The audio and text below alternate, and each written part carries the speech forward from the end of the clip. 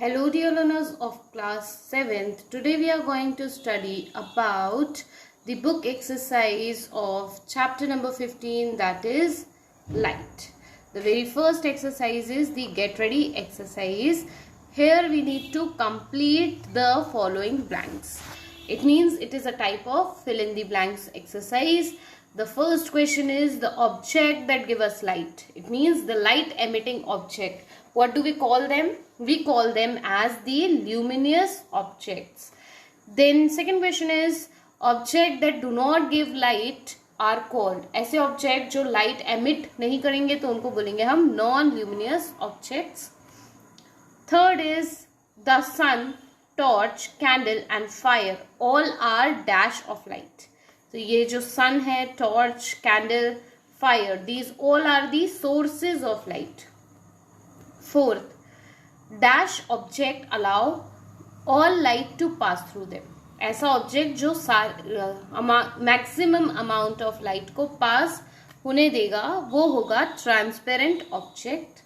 Then next is dash object allows some part of light to pass through them. ऐसा object जो सिर्फ 50% light को allow करेगा पास होने के लिए, तो ऐसे ऑब्जेक्ट को हम बोलते हैं translucent object. Then sixth is dash object do not allow light to pass through them. ऐसा ऑब्जेक्ट जो 0% लाइट को अपने से पास होने देता है तो उसको बोलेंगे ओपेक ऑब्जेक्ट. ट्रांसपेरेंट ऑब्जेक्ट के एग्जाम्पल होंगे आपका ग्लास. ट्रांसलूसेंट ऑब्जेक्ट का एग्जाम्पल है बटर पेपर. ओपेक ऑब्जेक्ट का एग्जाम्पल है वुड. ठीक है, नेक्स्ट हम आ जाते हैं seventh. A dash is always form on the opposite side of the source of light. Opposite side source of light के क्या फॉर्म होती है? shadow. Then question number 8 is light travel in dash line. Light हमेशा कैसे travel करती है? in a straight line, यानी कि linear propagation. पढ़ा है ना ये? 6th क्लास में पढ़ा होगा linear propagation. Okay, moving to the next, it is the practice time 1 exercise. Here we need to write T for true and F for false.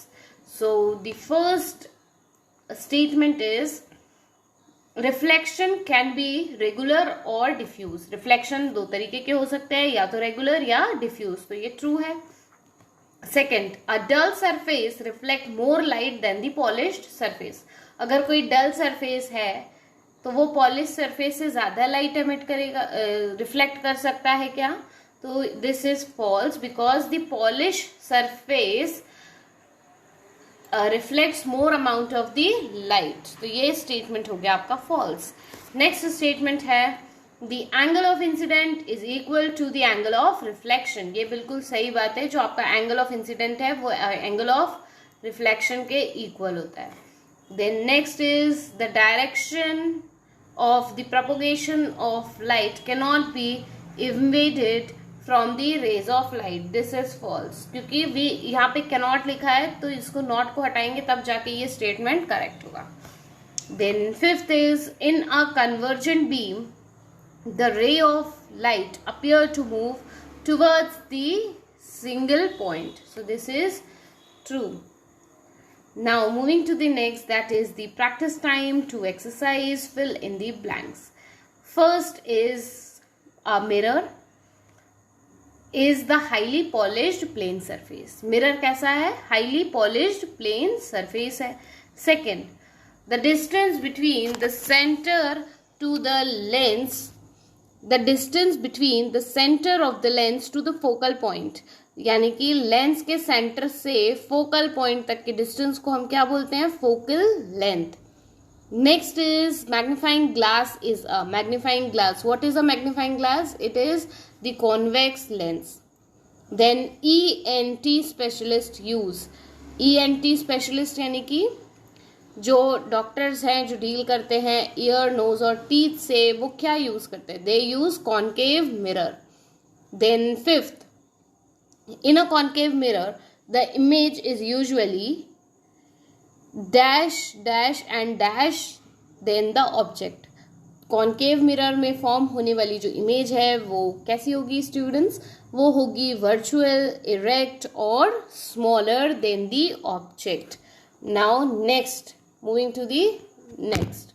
So this is now the main exercise of your book, which is take the correct answer. So first question is, which of the following statement is correct about light? इनमें से कौन सा statement light के लिए बिल्कुल correct है? So option B is correct because it is the light travels in the straight line. सबको पता है लाइट स्ट्रेट लाइन में ट्रेवल करती है, और अगर आपको नहीं पता है तो अब पता हो गया है. Next question is, which of the following type of image is formed by the plane mirror? Plane mirror से कैसी इमेज फॉर्म होती है? Virtual and erect. Which of the following is used in rear view mirror? Rear view mirror जो car में लगते हैं उसमें कौन से मिरर को यूज करेंगे हम? So convex mirror is used. Then which of these mirror form a virtual image? Virtual image कौन से मिरर फॉर्म करते हैं? तो कॉनकेव प्लस कॉन्वेक्स दोनों ही मिरर. तो इसका जो करेक्ट आंसर है वो होगा आपका option B. Then what is magnifying glass made up of? Magnifying glass किसका बना हुआ है? कॉन्वेक्स लेंस का. Then which of the following position is an object placed in the front of the convex lens to get an image of the same size? तो कब मिलेगी आपको same size की इमेज? जब हम ऑब्जेक्ट को at twice the focal length place करेंगे. Next हमारे पास यहाँ पर है 7th क्वेश्चन. यहाँ आपको बताना है विच of the following is not correct for concave mirror. इनमें से कौन सा कॉनकेव मिरर के लिए करेक्ट नहीं है? तो यहाँ पर जो है इनकरेक्ट स्टेटमेंट वो ये है, it is used as the real view mirror in vehicle. Next is, what will be the image formed on the screen if an object is placed at the distance of 15 centimeter from the convex lens of the focal length 10 centimeter. समझ में आया कितनी distance पे है? 15 centimetre की distance पे है. किससे? कॉन्वेक्स लेंस से. और उसकी फोकल लेंथ क्या बता रहे हैं? 10 सेंटीमीटर. तो ये जो इमेज फॉर्म होगी ये होगी इन्वर्टेड और मैग्नीफाइड इमेज. इन्वर्टेड और मैग्नीफाइड इमेज का फॉर्मेशन होगा यहाँ पे. क्वेश्चन नंबर 9 पे आ जाते हैं. How many colours are there in white light? White light में कितने कलर्स होते हैं? 7. बचपन से पढ़ते आ रहे हैं ये. 10th, what is splitting of light into the constituent color called? Light का स्प्लिट अप जो होता है और फिर 7 कलर्स फॉर्म होते हैं, तो इसको क्या बोलते हैं हम? डिस्पर्शन. नेक्स्ट हमारे पास है fill in the blanks exercise. So first question is, reflection of light by an uneven surface is called. अगर किसी अनइवन सरफेस से लाइट का रिफ्लेक्शन हो रहा है तो उस रिफ्लेक्शन को हम कौन सा रिफ्लेक्शन बोलते हैं? It is known as the irregular reflection. उसी के साथ सेकेंड क्वेश्चन है, dash is the distance between the principal of focus and the pole of the mirror. Principal focus और प्लेन ऑफ द मिरर के बीच के डिस्टेंस को हम क्या बोलेंगे? Focal length. ये अच्छे से याद करना, कई बार डिफाइन में भी पूछ लेते हैं व्हाट इज फोकल लेंथ या define focal length. Then question number 3, an object is placed close to the concave mirror, it produce and dash image. अगर किसी ऑब्जेक्ट को आप कॉन्केव मिरर के बिल्कुल पास में प्लेस करेंगे तो वो कैसी इमेज फॉर्म करेगा? इरेक्ट और virtual image. 4th, dash image are erect whereas dash image are inverted. कौन सी इमेज इरेक्ट होती है? वर्चुअल इमेज जो है वो इरेक्ट होगी, और इन्वर्टेड कौन सी इमेज होती है? Real image. Question number 5, dash mirror always form a diminished image of an object. कौन से मिरर से diminished image बनेगी? Convex mirror से. Then next is, the ray of light falling on the spherical mirror meet at the point. अगर किसी spherical mirror पे light fall कर रही है तो वो किस पॉइंट पे मिलती है? फोकल पॉइंट पे. Question number 7, a dash mirror cannot form real image. कौन से मिरर से रियल इमेज नहीं फॉर्म होगी? It is convex mirror. Question number 8, A concave lens is also called, what is a concave lens called? It is called the diverging lens. Another name of the concave lens is diverging lens. Question number 9. When a disc with 7 colors is rotated faster, the disc appear white. Disc कैसी दिखेगी? white. और ये जो है ये Newton disc की बात कर रहे हैं हम. Next is write T for true and F for false and correct the false statement. So the bouncing back of light when it strike any polished surface is called refraction. नहीं, refraction यहाँ गलत है, तो ये statement हो गया है आपका false. और आपको इसको करेक्ट करना है तो यहाँ आपको लिखना पड़ेगा रिफ्लेक्शन. तो ये स्टेटमेंट हो गया correct.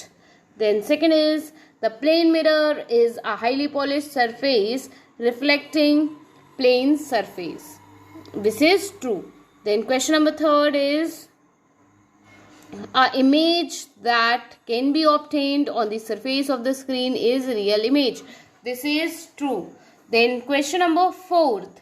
Convex mirror is also called converging mirror. तो convex mirror का दूसरा नाम converging mirror है, ये है आपका true. Then fifth is mirror shows lateral inversion. mirror क्या शो करता है? lateral inversion. ये भी है true. इसी के साथ सिक्स क्वेश्चन.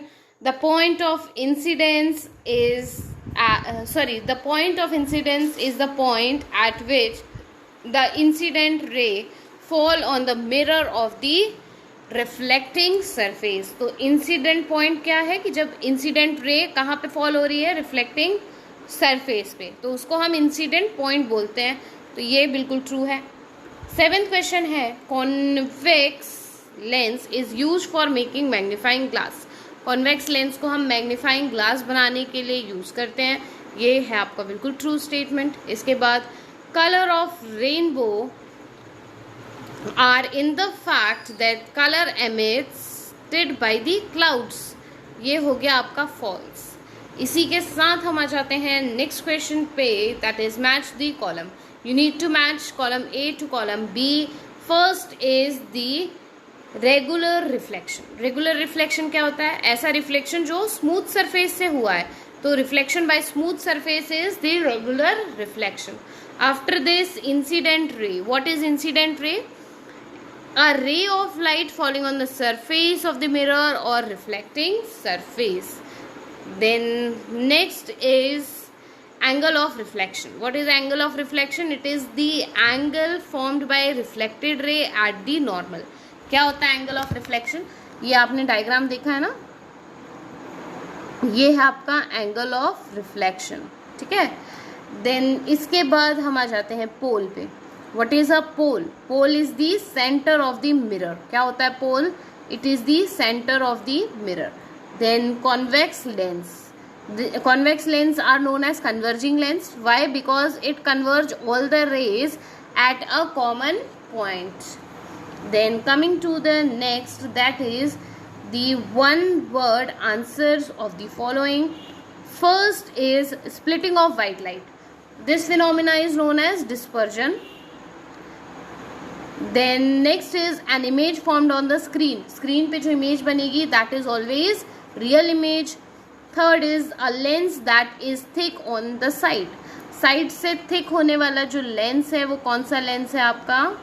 Concave lens. इस तरीके का स्ट्रक्चर होता है. साइड से मोटा होगा ये लेंस और यहाँ से narrow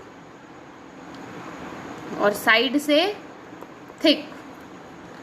then next is a straight line passing through the pole of the centre of curvature.